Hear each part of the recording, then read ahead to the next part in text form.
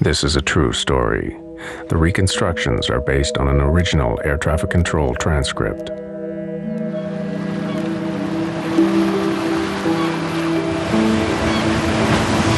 1998, off Canada's east coast, a modern passenger jet, run by one of the world's best airlines, catches fire at 33,000 feet.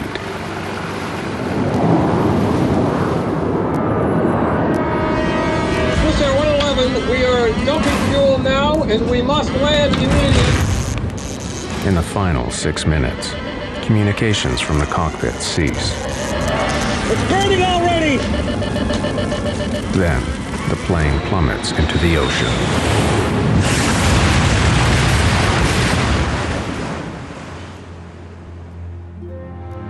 "229 people are dead.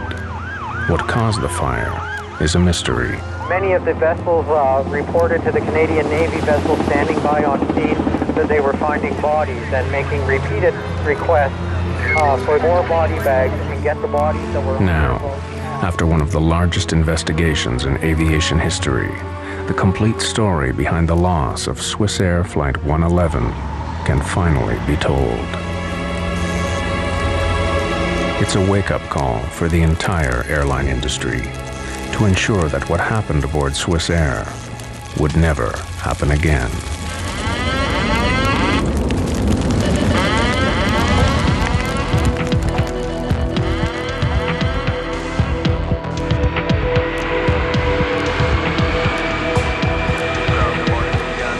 September 2nd, 1998. Swissair Flight 111 prepares to depart New York's JFK International Airport en route to Geneva, Switzerland. The aircraft is a McDonnell Douglas 11, or MD-11, a model first developed in 1986 as a highly automated, modern improvement on the antiquated DC-10. It is considered one of the most reliable large passenger jets in the skies, and Swissair pilots are among the world's best trained. Okay, after start checklist. Engine anti-ice? Not required. Roger, not required. Take off. Swissair 111's pilots are Captain Urs Zimmerman and First Officer Stefan Lowe. Swissair 111, hold short, 3-1 left. Zimmerman encourages an easygoing atmosphere in the cockpit, but he is also known for his by-the-book precision. When not flying, he trains new pilots for Switzerland's national airline. Flaps and slats. Flaps set 15 degrees. Set at 15.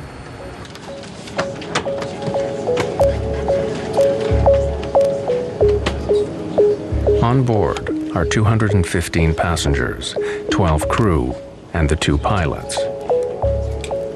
Most passengers are French, American, or Swiss. Among them is 23-year-old Stephanie Shaw, on her way home to her parents in Geneva. Stephanie was blessed in many ways. She was physically very attractive. She was an intelligent girl. The reason she went to New York was that she had been invited to become a member of the World Economic Forum, which is based in Geneva, and she wanted to have this trip before she joined. She was a darling, an absolute darling.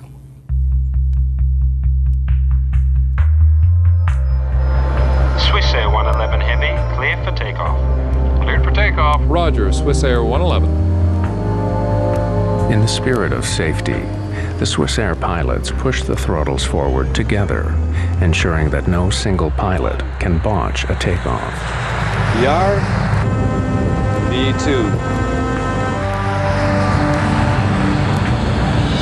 Swissair Flight 111 lifts off the runway and makes her way northeast toward the open Atlantic. For the first 15 minutes after takeoff, there is no communication from Swissair 111. It is an unusual, small detail that would later baffle investigators.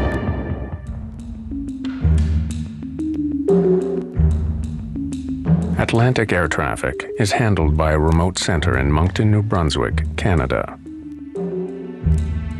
Almost half an hour after takeoff, Captain Zimmerman makes his first communication with Moncton.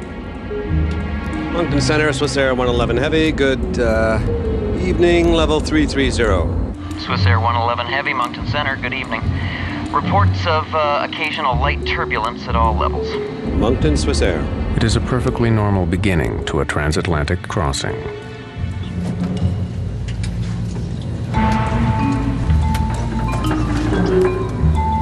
In first class, Swiss Air passengers are among the first in the world to have a personalized in-flight entertainment network. Though now common, the system is an innovation in 1998. Passengers can choose their own movie, browse the internet, and gamble. They evaluated the market and they thought that introducing a modern in-flight entertainment system combined with a gambling system so that passengers actually can use their credit card and gamble during long-range flights would make them more attractive. This luxury would be the source of controversy to come.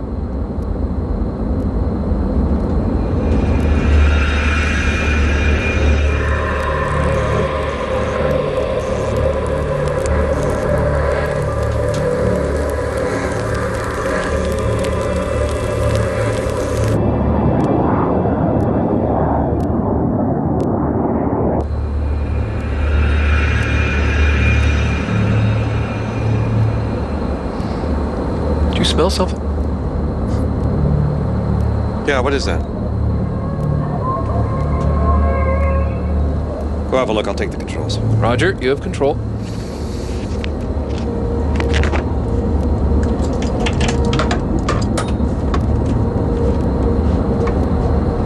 First Officer Lowe investigates the area near the air conditioner vent. Harmless smoke traces from air conditioning systems are common on commercial jets. I don't see anything, Urs. And there's nothing up there now.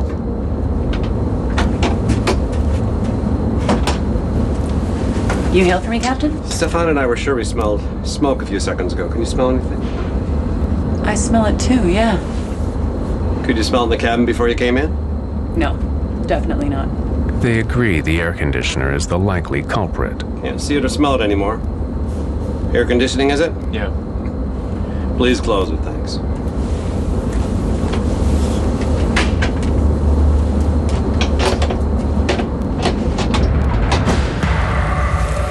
Behind the sealed panel, the pilots cannot see that the problem is getting worse.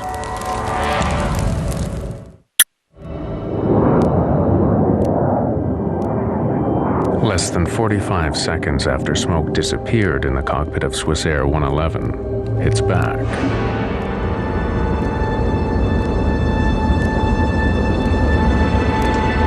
Zimmerman follows Swiss Air procedure. He makes plans to divert the plane for the nearest place to land. Find the closest place to land, Stefan. We'll need the nav charts from the library. Also weather data for the area. Boston's close.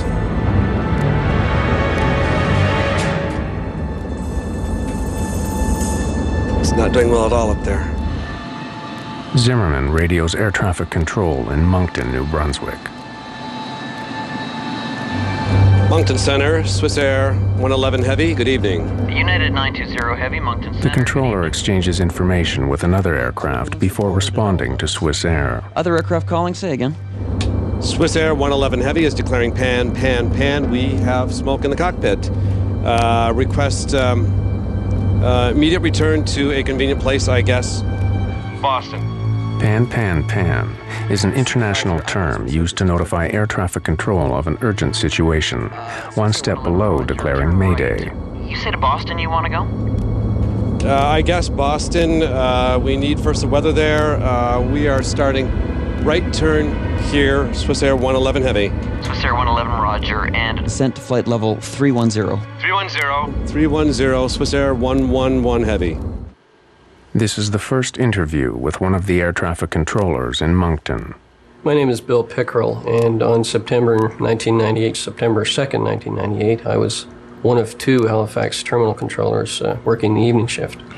The pan and any kind of a special condition is usually dealt with as an emergency, and this in fact was dealt with that way. The aircraft was immediately given priority, and the high-level supervisor initiated a call to the Rescue Coordination Center.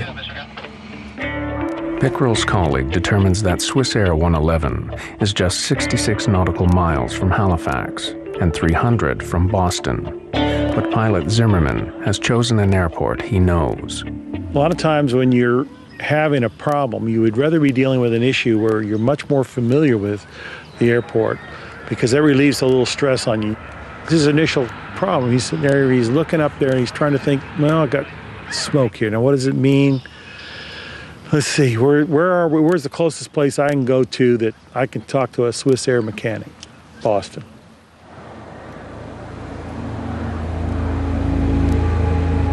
Swissair 111 Center. Swissair 111 Heavy, go ahead. Would you prefer to go into Halifax?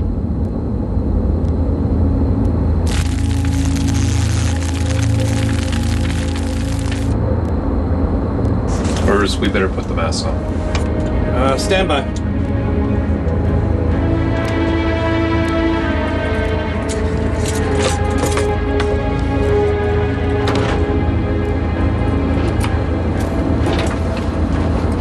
Realizing their location, Zimmerman decides Halifax is the best option. Affirmative, Swissair 111 Heavy. We prefer Halifax from our position. Swissair 111, roger. Proceed direct to Halifax. Descend now to flight level 290. Level 290 to Halifax, Swissair 111 Heavy. The controller signs off with another aircraft. His jurisdiction is high-altitude flights. As Swissair is on descent to Halifax, he hands over responsibility to terminal controller Bill Pickrell. At that point, everything was normal. I gave the pilot an initial descent, and he requested to level off at an intermediate altitude to get the cabin in order for the landing, which I took to mean that they needed to pack away dinner trays and things like that.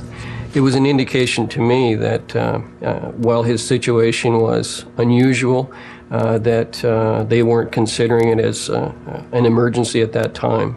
Watch your speed, Stefan. Don't descend too fast. Roger.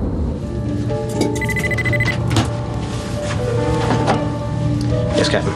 We have smoke in the cockpit here. Have the cabin crew prepare for landing. We'll be setting down in Halifax in about 20 minutes.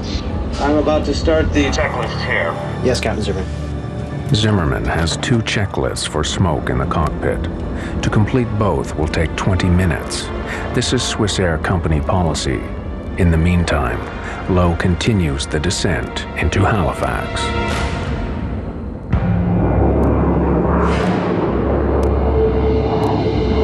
Stefan, I'll need you to handle the radio while I do this checklist, all right? 119.2 for the Swissair 111 Heavy. Roger. Swissair 111 is now at about 25,000 feet. Pickrell advises them to descend to 3,000. But First Officer Lowe says he'd rather fly at 8,000 until the passenger cabin is cleared. His decision to remain high underscores the sense of control in the cockpit. 2979.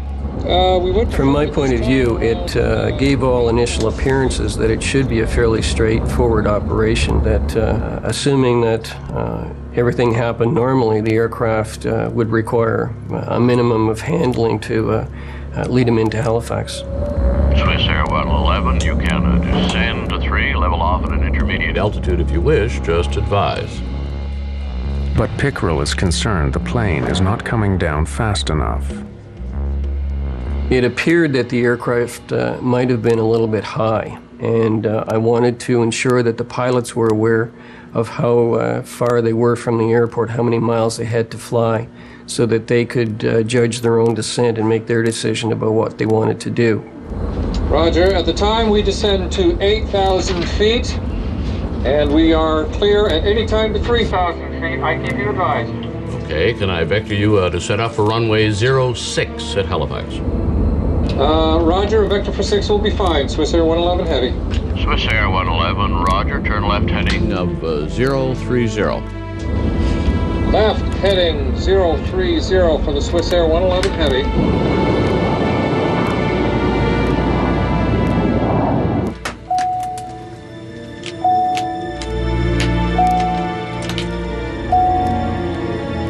Captain Zimmerman needs information for the unfamiliar airfield, but his flight bag is out of reach. He summons the flight attendant to help. You hailed me, Captain. For 2 minutes now. I need that flight bag there. It's got the approach charts for Halifax.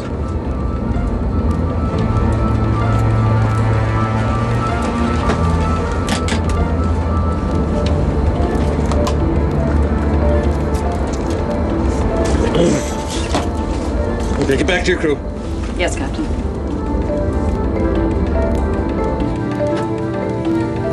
This is your maitre d' cabin speaking. The chief flight attendant notifies passengers that the flight is being diverted.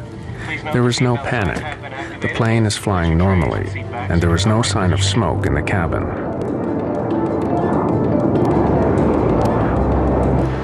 Swiss Air 111, the localizer frequency is 109.9. You've got 30 miles to fly to the threshold. We're going to need more than 30 miles. But still, at more than 20,000 feet, Swiss Air 111 is too high to make a landing in 30 miles. The frequency is a 109.9 for the localizer. Okay, Roger, 109.9, and we are turning left, heading north, Swiss Air 111 Heavy.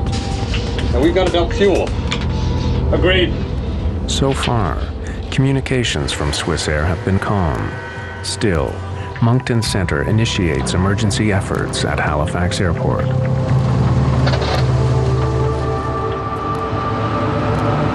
Preparing ground crews for the landing of Swiss Air 111, Pickerel seeks more information.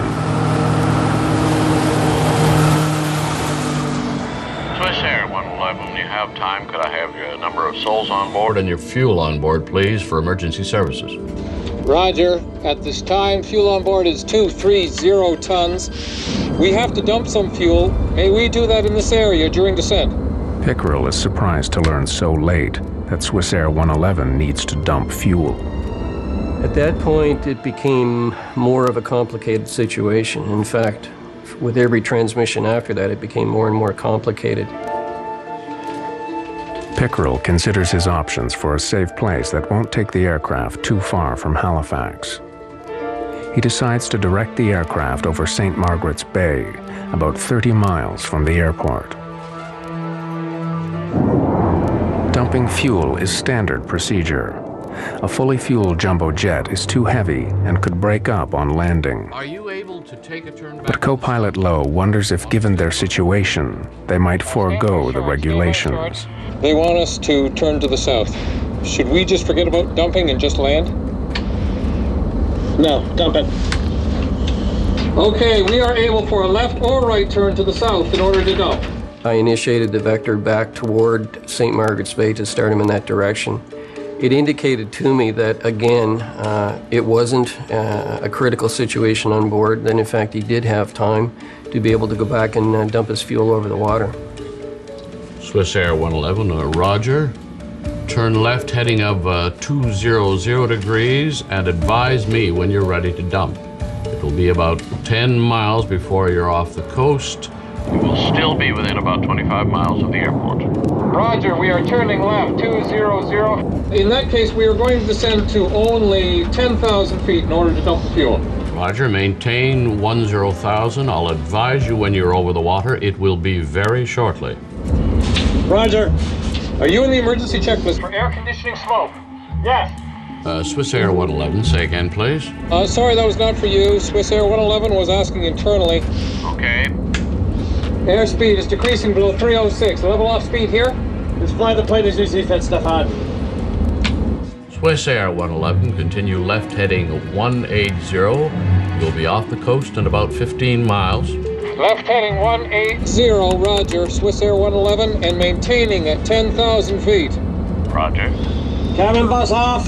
Cabin bus off, roger. The cabin bus switch knocks out all the lighting in the cabin. It is an indication for the passengers that something is wrong, but hardly alarming. Ladies and gentlemen, we have temporarily lost the lights in the cabin. Please remain calm. The crew will be coming around with flashlights to assist in landing. Despite a cockpit filled with smoke, there is still no trace in the passenger cabin.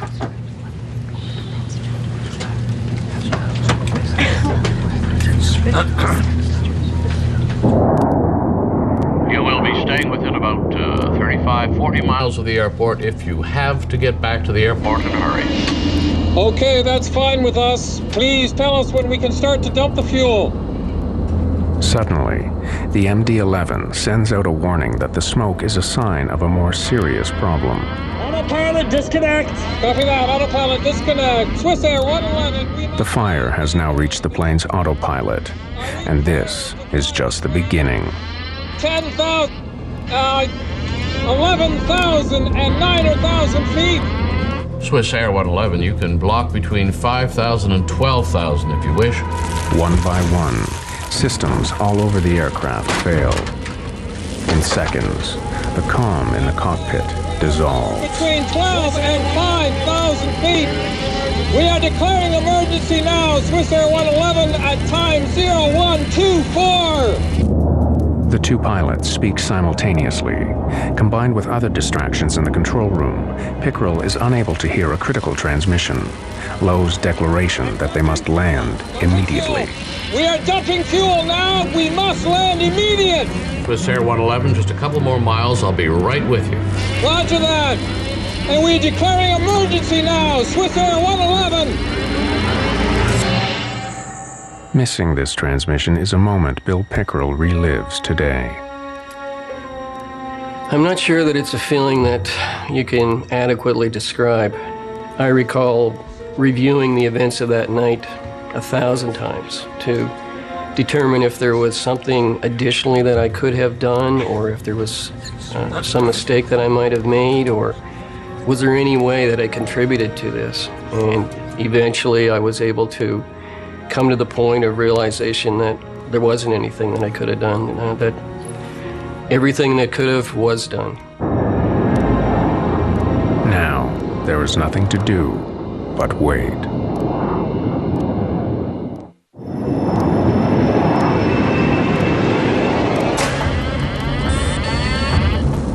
I'm just flying and nothing else. 30 seconds after declaring emergency, the pilots of Swissair 111 face an inferno. All my screens are down. I'm flying on standby instruments, maintaining 300. Swissair 111, you are cleared to commence your fuel dump on that track, and advise me when your dump is complete.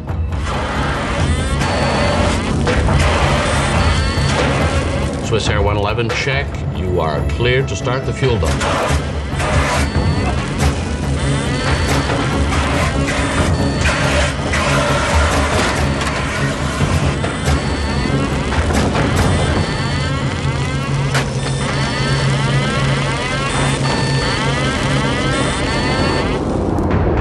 There is no further communication from the aircraft.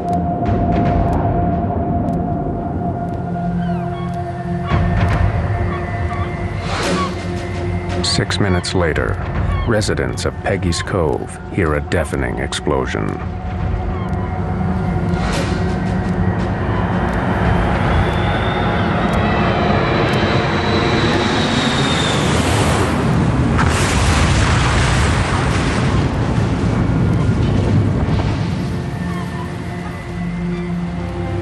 No one knows what happened to 229 people after 360 seconds of silence.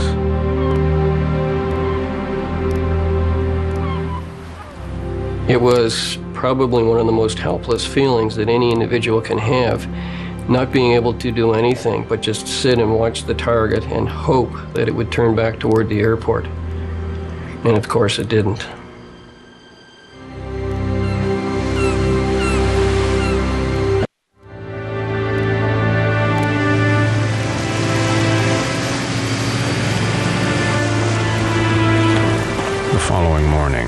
Would-be rescuers glimpsed the terrible remains of Swissair 111. Only one human body is discovered intact.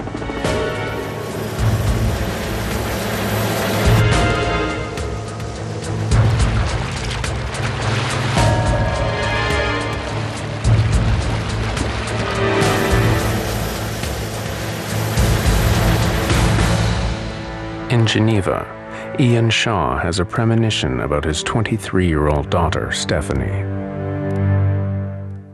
that night, the night on which she was due to return, for reasons I can't explain even now, I was restless and I was disturbed, and I slept early and woke while my wife was still awake and asked her if she had had news of Stephanie. No, she had not, but she didn't expect to have news of Stephanie. We knew she was coming on that flight and that she would certainly expect me to be at the airport to fetch her in the morning. I awoke around 6 Geneva time, and on television there was a report of the crash of Swissair 111. And I knew instantaneously that we had lost our daughter. The Transportation Safety Board of Canada launches what will become the largest air disaster investigation in the nation's history. They only know that Swissair 111 experienced a cockpit fire, but what caused it remains a mystery.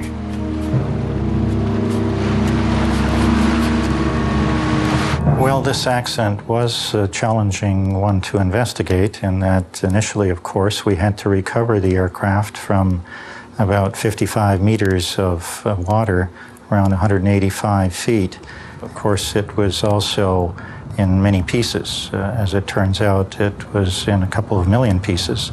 So that was the initial challenge. And then after that, of course, when you have so many pieces, you need to determine which are the relevant ones and what are these pieces telling you about what happened and why. The TSB embarks on a complex, multi-stage plan. First, divers are deployed to survey the wreckage. They discover that the plane is smashed into millions of pieces. As fall weather worsens, the risk to divers increases. At this rate, the investigation will take years to complete.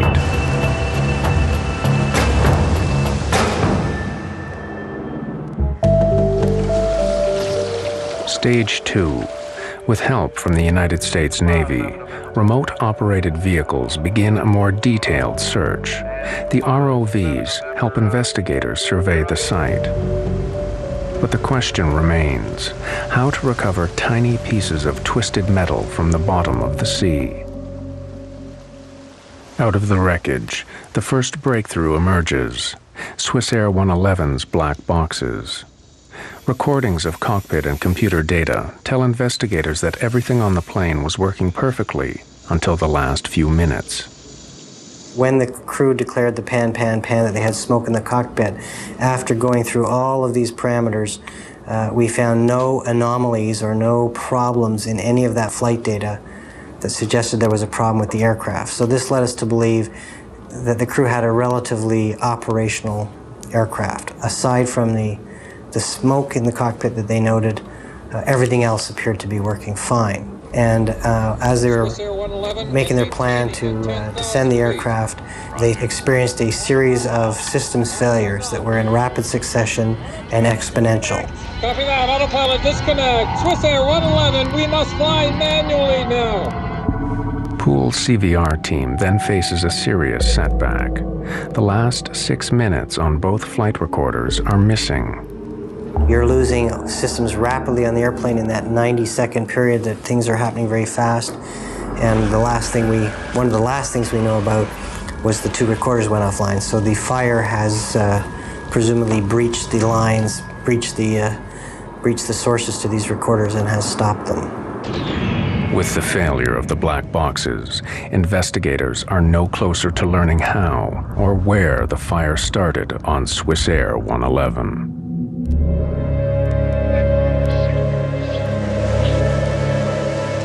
Stage 3. Barges are deployed to scour the seabed for evidence.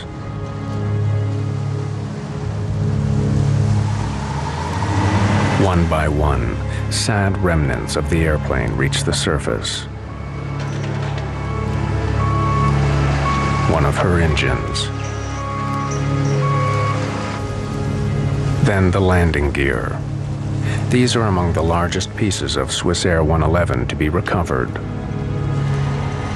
The rest are mere fragments, dredged up in a painfully slow process. Stage 4. A nearby military hangar provides a makeshift lab for the growing team of forensic investigators. Among them are representatives from the American NTSB, Boeing, Swissair, and the Royal Canadian Mounted Police.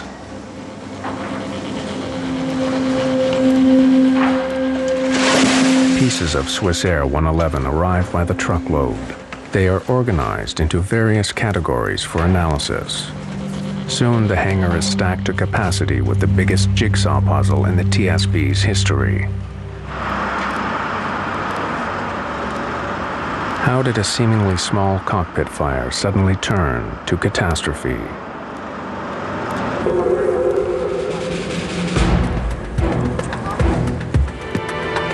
The team sorts through nearly 250 kilometers of wiring retrieved from the wreckage of Swissair 111.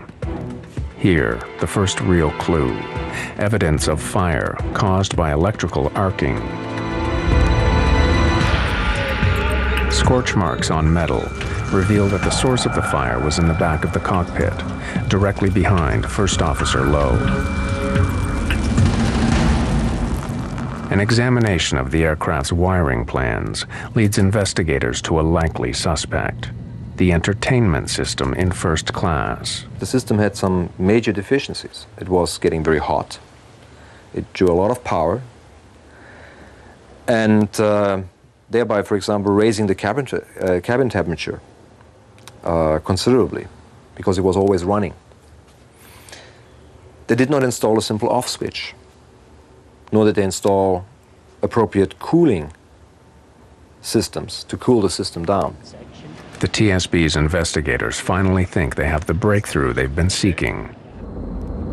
When Captain Zimmerman threw the cabin bus switch, all power to the cabin should have been turned off, but the entertainment system remained on, overheating. If you had asked most pilots, they would say, well, if I push the cabin butt switch, it's going to turn off the things behind the cockpit. It's going to isolate that electrically for me so that I don't have to worry about that, and that I can just concentrate on those things that might affect me flying the airplane. Well, as it turns out, that this switch was kind of bypassed in this case for this IFIN, or entertainment system. Swissair immediately disables the entertainment system on the rest of its fleet. But the TSB concludes that the mystery is not solved. By the time that cabin switch was turned off, the fire was well underway, and so that had no real bearing on the initiation or propagation of the fire in the Swissair 111 aircraft. Investigators determined that the problem with the entertainment system alone could not have brought down Swissair 111. The search for answers must continue. Stage 5. The TSB decides to reconstruct the MD-11 from the wreckage. A wireframe mock-up they call the jig provides a spine for placing tiny pieces back where they once belonged. The reconstruction reveals that the hidden fire spread from the cockpit back into the first-class galleys. Some metal showed heat damage from temperatures as high as 1100 degrees Fahrenheit. As the investigation continues, some argue that the actions of the pilots may have contributed to the disaster. Some experts charge that Zimmerman and Lowe's by-the-book approach may have cost them their lives. Swissair 111 was asking internally. Some operators emphasized in a very early stage, land as soon as possible, and then if you have time, go into the checklist. Others said, here's the checklist, and at the end of the checklist, if that doesn't help, then land as soon as possible. Pretty contradictory to basic flying instructions where student pilots learn at a very early stage that whenever you have smoke, you have a fire, and fire means land as soon as possible. Emergency light switch on. Emergency light switch on. Unfortunately, in this case, the way the checklist was written, it didn't identify that now start towards the divert. It started more on, let's try to see if we can solve the problem. And so now all of a sudden you're taking on a problem that just kind of crept up on you. You weren't expecting it. We're going to need more than 30 miles. But the TSB considers the timeline. Investigators determined that Swissair 111 would not have made Halifax Airport under any circumstances. There just wasn't enough time. In our calculation, we showed that starting at the ideal descent point from 33,000 feet, which was at about 10:14 p.m. that night, it would take some 13 minutes to get the airplane onto the ground, which would take us to 10:27 p.m. By 10:24, the systems in the aircraft were starting to deteriorate. So we believe that under these circumstances, the crew would not have been able to successfully land the airplane under those conditions with the amount of time that they had. Whatever caused the fire on Swissair, it happened at a lethal speed. The mystery lingers.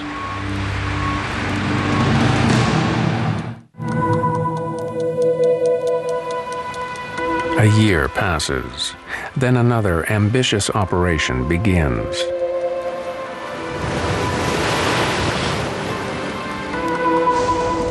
The TSB hires a sophisticated Dutch salvage ship, Queen of the Netherlands. The vessel is equipped with a gigantic vacuum system, capable of dredging even the tiniest pieces of Swissair 111 from the ocean floor. A mixture of seawater, silt, and aircraft are pumped into the ship's central hold. This cargo is then pumped into a specially constructed reservoir on shore nearby. When the gushing water drains away, investigators find another million pieces of the aircraft. Any one of them may hold the clue to what caused the catastrophic fire. The tedious sorting once again resumes and goes on for weeks.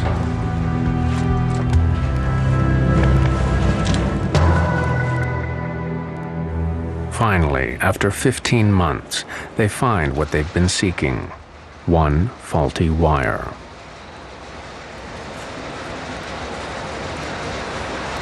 We looked at all of the possible sources of heat that might start a fire in that area. And in this instance, we did discover a wire that arced in that way. And right next to it was some very flammable material called metallized polyethylene terephthalate covering material that covers the insulation blankets. The insulation blankets which line the MD-11 are common on commercial airlines worldwide. They have passed the industry's flammability tests, which require materials to self-extinguish after a reasonable period of time. The investigation takes an abrupt turn. Instead of seeking the cause of the fire, the TSB now focuses on the flammable materials that fueled it. This thermal-acoustical material that was in this aircraft was very flammable. Even though it passed a test, it does sustain and it does propagate flame. So this investigation did focus on the flammability of materials and the requirement to reassess the criteria that is used to certify materials, not just thermal-acoustical insulation blanket material, but also other materials that goes into aircraft, much of it in hidden areas. Now they have their answer.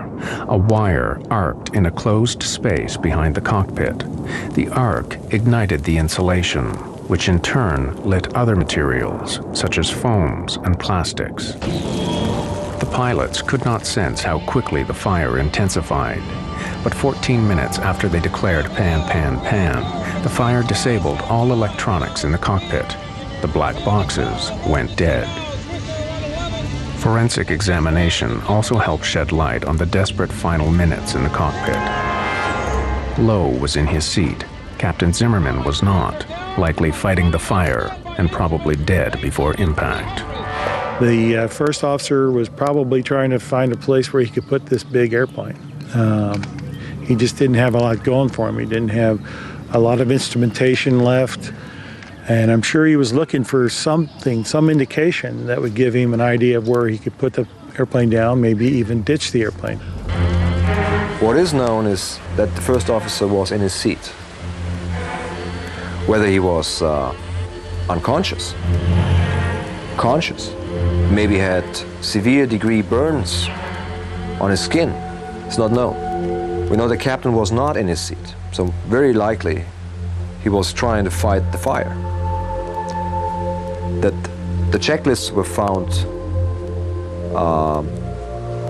molten together, the pages, indicates that they were used to fight a fire. At 10:30, Lowe shut down engine 2. Investigators determined that he likely received a warning that the engine was on fire. Chillingly, it proved that Lowe was alive a minute before impact. They could not determine whether the passengers were aware of the fire, at least until the very final moments. There were traces found of soot and smoke extending as much far to the business class overhead area. Whether the passengers have smelled the smoke, it's not known. DNA analysis showed that they had no residue in their body. The aircraft hits the water with a force of 350 Gs.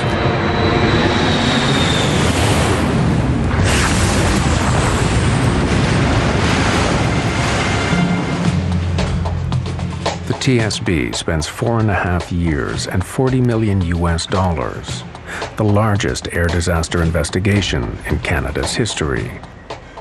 Their conclusion is one powerful message: flammable materials do not belong on commercial aircraft. The rate of progression in this airplane, I think, surprised us and surprised others, and that's why we emphasize, again, the importance of raising the bar on the flammability standards for materials used in airplanes. Ian Shaw waited 4 years for the report to tell him what small flaw took the life of his daughter. But the truth has not extinguished his anger at Swissair. There has to be accountability. If you are involved in wrongdoing, you must be held accountable. And you must declare your sense of responsibility. Otherwise, you are hiding. And you are hiding, in this case, behind the flag of Switzerland. I think it's unbelievable. In the aftermath of the disaster, Swissair decides to remove the flammable insulate from its entire fleet. They also make changes to checklist procedure, reducing response time in a cockpit smoke emergency. But plagued with financial problems, the mighty airline shocks the industry when it goes bankrupt in October 2001.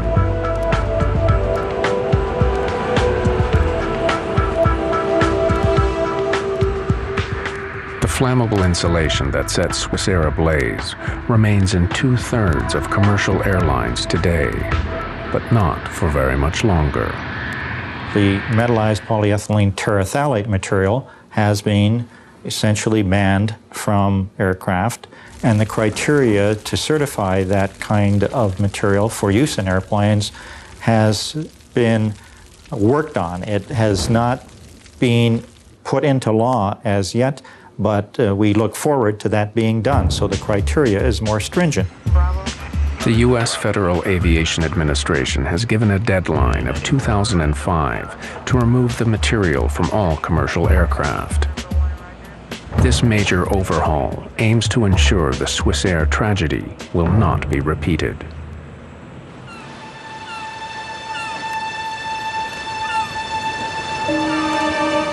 For Ian Shaw, losing his daughter so suddenly and violently has left a permanent emotional scar. He left his wife and his wealth behind in Geneva and now runs a modest restaurant in Nova Scotia in view of the sea where his daughter died. Why would I come here to this particular point in Nova Scotia? A lot of people have said, oh yes, we fully understand you want to be close to your daughter and the point where the plane crashed. That is no part of my being here. Swissair ripped out of me any possibility of proximity to my daughter. I found a comfort in the awareness of the presence of the eternal ocean, the ocean which has been going backwards and forwards for many, many, many thousands, millions of years. I came here because I had to. I can't give a fully rational declaration to you of why I came here. I can only say to you, I am in the right place for the wrong reasons.